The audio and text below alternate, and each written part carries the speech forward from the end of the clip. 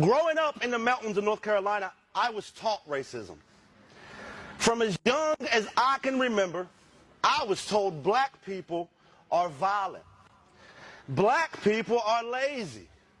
Black people are not as smart as white people. I remember my dad told me that black people are too lazy to work, and so they depend on welfare to live, and they sell drugs. 10 minutes after my dad said that to me, a man knocked on the door. I let him in. He handed my dad some money. My dad weighed out some marijuana and a few pills and handed it to that gentleman. And then we went to the store to buy some groceries. We didn't buy groceries with the money that that man just handed my father. It was little yellow, blue, and green food coupons. So my dad is trying to teach me that black people are drug dealers on welfare, while my dad was selling drugs out the living room, living on welfare. You see, he would tell me, son, I work very hard. I don't make enough money to provide for you kids, so that's why I sell these drugs. I just love you so much. And these food stamps, well, I pay my taxes, so I earn them. You see, the indoctrination begins at a very young age. We are taught without even knowing it, there are two Americas. Despite marijuana use with the black community and the white community at the same rate, the black community is arrested and convicted at a rate 3 times higher than white America. There are black Americans in prison right now serving 30 and 40-year sentences for marijuana, while corporations are becoming multi-billion-dollar businesses selling marijuana. There are two Americas. If a man broke in my house right now, and I shot that man in the back, albeit in my own house, I could not claim self-defense because I shot him in the back. But a police officer can shoot Jacob Blake in the back 7 times and still be at work. If that's okay with you, we are on different moral platforms. We are on different ethical existences if that's okay with you. This is a story of a white man who was raised in a toxic family. A family that promoted white supremacy, that promoted racism. He was raised being taught that black people are lazy. They don't like working. They usually depend on the government welfare for their survival. Being told that black people are drug dealers. He was raised being told everything bad being associated with the black people. But upon being a grown-up, he realized that that was a lie. He's now calling out his people for a change. He's calling to end white supremacy, to end racism against black people. Yes, so let's continue watching. Hit the like button, hit the subscribe button as well for more great content like this. I'll be right back with more commentary. See you shortly. There's two Americas. The America I grew up in says if you comply, everything will be okay. Well, for white America, that's true. But black America faces a very different reality. The use of force and the threat of the use of force is actually 4 times higher for police-initiated interactions. The America I grew up in will say, if you stop talking about racism, it'll go away. Well, for white America, that's true. Because as a white American, I don't have to think about my race. I'm not judged by my skin color as soon as a potential employer meets me, as soon as a loan officer meets me, as someone that's coming to appraise my home for sale, don't judge me by my skin color. As a white American, I can completely forget about my race and even racism, so long as nobody talks about it. So then in my world, it won't exist. Well, I've decided enough of that. I'm here to call white America to task. I'm here to tell white America it's time to stand the hell up. Beside our fellow human beings, beside our fellow citizens, and it's time for white America to be part of the solution. I was raised by racists. I was taught how to be racist. So you can quit telling me that racism doesn't exist. You're a damn liar. I was raised in the belly of the beast. I was raised by racists, and now they hate me. I call that a glow up. I'm not here to speak for Black America, over Black America, at Black America. I'm here to speak to and at white America, and I'm screaming, wake the hell up. White supremacy is woven into the very fabric of this country. White supremacy bleeds from every pore of this country. In schools, we have standardized testing, but we don't have standardized resources. We don't have standardized opportunities. In hospitals, a black woman is more likely to die during childbirth at a rate 3 times higher than that of a white woman. In neighborhoods, power plants and dumps are more likely to be put up by a predominantly black neighborhood than a predominantly white neighborhood. At home, 22% of Black America lives in poverty, whereas only 9% of white America lives in poverty. White America loves black music, black trends, black culture, but kills black people at a rate 2.87 times higher than that of white people by the police. All of these things will not change unless we tear down, I'm going to say that again, unless we tear down the system of white supremacy that has built them into existence. We cannot fix the current system, for it is not broken. This system is working exactly as it was intended. Passing laws will not change it. You cannot legislate morality. Black America has screamed tirelessly for decades about these injustices, while white America has turned a blind eye and a deaf ear. Well, I'm here to say no more. Change is coming. Revolution is coming. It's time to open your eyes, white America. White people make up nearly 60% of the American population, and the overwhelming majority of them refuse to even admit that racism exists.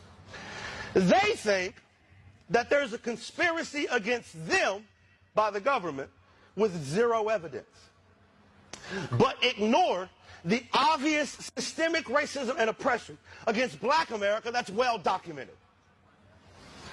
Well, I've made it my life's mission to call white America to task. Mr. Blake, Miss Austin, to all the families of victims of police brutality in this country, to all of those of you who wake up every day and deal with the system of white supremacy built to marginalize you, I say to you this one thing: I will stand with you. I will march with you. I will protest with you. I will fight with you. I will use my privilege and my platform to demand that white America stop ignoring this humanitarian crisis happening right here in America. So, white America, this is your choice. Either be part of the solution, or by God, you are the problem. No justice. I've never told this story in a video. I've mentioned it on podcasts before, but I've never made a video and told the story. My mother, seen here, was 16 years old when I was born. My dad was 21.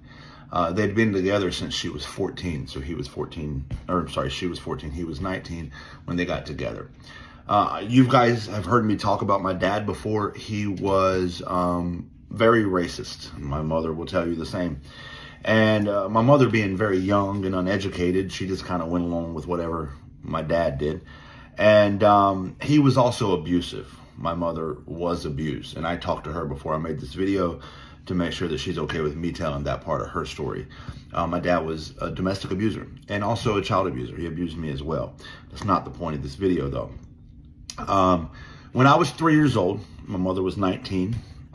She found the courage to leave my dad, which wasn't easy to do. And the divorce was nasty because my dad he's passed away now, a pretty controlling, narcissistic type guy. And shortly after leaving my dad, my mother was in a relationship with another man who was a black man. And my dad being the racist. See, I was raised in the 80s in North Carolina, and my dad was a racist. So her leaving him for a black man was like this big taboo thing. Like, you don't do that. And so when everything went to court, my dad ultimately got custody of me because the judge in the 80s in North Carolina is not giving the child to the woman dating a black man, to the white woman dating a black man, especially when my dad was the one with the career and the income and the money, and my mom had nothing. He had left her with nothing. Fast forward to when I was 10 years old. During those 7 years after the divorce, my dad taught me to hate my mom. He taught me that she was a sinner, that the Bible did not approve of interracial marriages. He showed me in the Bible where the Bible says you can't marry outside your race. And I believed her to be basically of the devil himself. I hated her. When I was 10 years old, I found out that my dad was being taken to court because my mother was trying to get visitation rights. I was terrified. I didn't want to meet this evil woman. She won. She got visitation rights of me. I'll never forget ever to this day. I can still vividly remember where I was, the weather and everything when she picked me up the first time. I was terrified. But I made it my mission, that first visit, that she would never visit me again. I made that my mission, that she would never want to see me after this day. I called her a sinner. I called her children, because she had 3 children with her second husband. Obviously, they were biracial children. And I called her children the N-word. I called her an N-word lover. Now keep in mind, I'm 10 years old, but this is how I was raised. This is what I believed at age 10. And she told me, you shouldn't think like this or talk like this, and I ignored her. It was like a 2-hour visitation, whatever it was, and then she dropped me back off at my house. And I told my dad, she'll never pick me up again, Dad, I promise you. 2 weeks later, when it was time for her next visitation, I waited in my yard on the Saturday at the time that I was supposed to be there. And I was sure she wouldn't pull up, but she did. She did pull up. I was befuddled. Oh my God, she came back. This time, she took me to her house in a mostly black neighborhood, and a place I had never been. I was raised on the mountain, all white neighborhood, very much racist. And I was told that black neighborhoods were crime-ridden, filthy areas. Avoid them. So I went to this black neighborhood and I thought, oh my God. I went in her house and she said, I want you to meet your brothers and sisters. And they came out and they were so excited to see me because my mom had never told them a bad thing about me. And I wanted to be mean to them because that's how I was raised. But I couldn't bring myself to be mean to them because they were so nice and polite to me. I was not nice to them. I tolerated them in my mind, but I wasn't mean to them. And then every 2 weeks she came and got me. And over the course of time, I built a relationship with my siblings, with her. And I started questioning things like maybe the things my dad told me are not true, because what I see in this neighborhood, what I see in my mom's house, what I see everywhere is not what I was told. And I had a choice to make at the early age of about 11. Do I believe what I was raised, or do I challenge these ideas? And just like my mom had got away from my dad and challenged those ideas and grew and was better, I decided that I too can be better. I started challenging the ideas my dad raised me of. It started a very tumultuous relationship with my dad, as if it wasn't tumultuous to begin with. Again, I was an abused child. I'm trying to keep this video short, so I'm missing a lot of very deep details, but I'm trying to give you the idea. By the time I was 15, I had read books and read the speeches of Dr. King and watched interviews with Malcolm X. And I really started realizing, like, there's a whole nother world out there that I didn't realize. Fred Hampton, Angela Davis, these things really opened my eyes. And I even basically got into a fight with my dad over it when I was 15 and was thrown out of my house. But my deconstruction process had begun, and it has continued for the past, 27 years. I'm 42 now. And it's all thanks to my mom. Just being a mom. Just showing up. And I've never had like the closest relationship with my mom because the story I just told you. But I've been friends with her now for, how old is that? 25 years. And I just want to say thanks for showing up. Thanks for not giving up on me. I may have never challenged my ideas and beliefs and may have been stuck in the same trap that, I was born into, and I wasn't. So thanks, Mom. Happy Mother's Day. This white man is calling out his own people for a change. He's calling them out to tear down the system of white supremacy, to end racism against black people, to end prejudice, to end, name it, bigotry, hatred against black people. He understands black people, and he feels that this is not the right time for all those things. He feels that those are the things of the past. And now people should change. People should love one another. People should build something good together. He's calling out his own people for a change. He says that unless his own people come all together and tear down the system of white supremacy, nothing will change. He supports black people and understands the fact that black people have fought. He understands all what black people have been through. For example, he says that in hospitals, a black woman is more likely to die during childbirth at a rate 3 times higher than that of a white woman, which is true. He also says that at home, 22% of black America lives in poverty, while only 9% of white America is in poverty. He says that white America loves black music, black trends, black culture, but kills black people at a rate 2.87 higher than that of white people by the police, which is true. White people like black culture to a point that they even claim that some of the cultural aspects of the black people are theirs. They are the ones that came up with them. Of course, they don't like good things being associated with the black people. They usually like them being associated with the good things.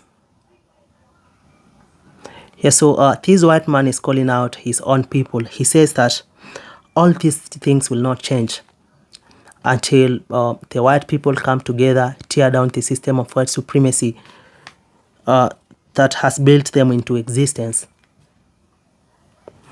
He says that white America make up 60% of the American population, and the overwhelming majority of them refuse to admit that racism exists, which is true. When you ask majority of the white people, they claim that racism is not there. They play victims of the game. Yeah, but what I like about the black folks is that they already know the rules of the game. They know how to handle them. They have been there for all those years. They have been fighting. They have been in the streets. They have been protesting. They have been fighting for their rights. But still, nothing big changes. Yeah, so this white man is understanding the black people. He's feeling what the black people go through and what they have been through, and is now calling out his own white people for a change, to love the black people, to value them, to take them as their fellow human beings. Yes, so let me know what are your thoughts and opinions about this down in the comment section. Hit the like button, hit the subscribe button as well for more great content like this. Stay safe. See you in the next episode.